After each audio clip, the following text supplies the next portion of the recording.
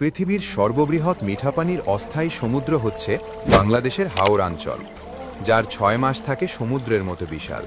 তখন গ্রামগুলিকে দ্বীপের মতো মনে হয়, আর বাকি ৬ মাস বিস্তীর্ণ সমভূমি। কিন্তু আপনার কি মনে হয়নি কখনো কিভাবে এই বিশাল হাওরের সৃষ্টি? অতীতে বঙ্গোপসাগর মেঘালয়ের পাদদেশ পর্যন্ত বিস্তৃত ছিল।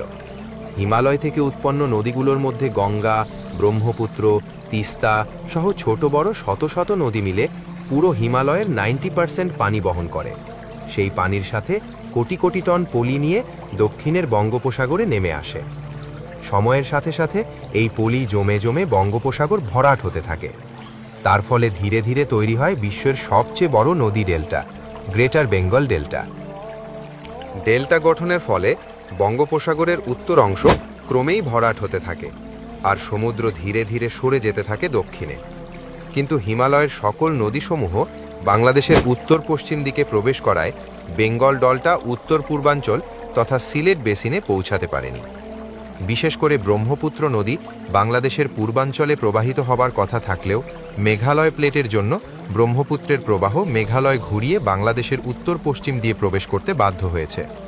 ফলে মেঘালয়ের শিলং ফল্টের নিচে এবং বেঙ্গল ডেল্টার উপরের অংশ সিলেট বেসিনে যথেষ্ট পলি না পড়ার কারণে বঙ্গোপসাগরের একটা অংশ আটকে গিয়ে সৃষ্টি হয় বিশাল সামুদ্রিক হ্রদ।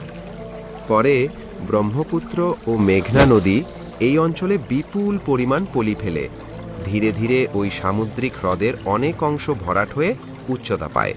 কিন্তু ব্রহ্মপুত্রের গতিপথ বহুবার পরিবর্তন করার ইতিহাস রয়েছে।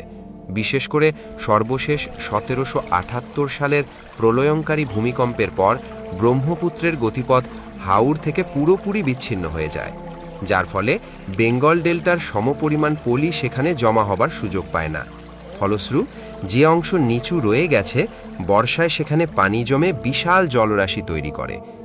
এই নিচু অববাহিকাই আমরা আজ হাওর নামে চিনি, যা বাংলাদেশের ৮টি জেলা জুড়ে বিস্তৃত।